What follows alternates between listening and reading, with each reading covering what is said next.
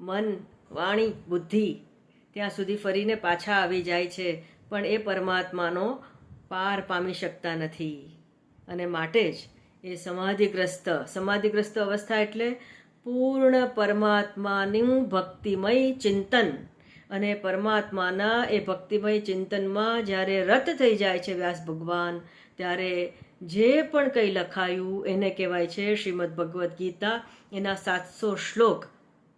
અને આ માટે જ શ્રીમદ ભગવદ્ ગીતા જે સમાધિ ભાષા છે, આ 700 શ્લોક લખાવી લીધા પછી સમાધિમાંથી બહાર આવે છે. અને આગળ જે પણ કંઈ મહાભારતની કથા, યુદ્ધ બાદ જે પણ કંઈ થયું એની પણ આગળ વાત ચાલે છે. આ પ્રમાણે અતિ ઉત્કૃષ્ટ વિચારીએ શંકરાચાર્યજીએ જેને માટે કહ્યું ભગવદ્ ગીતા કિંચિત ગીતા, થોડી પણ ગીતા જેવા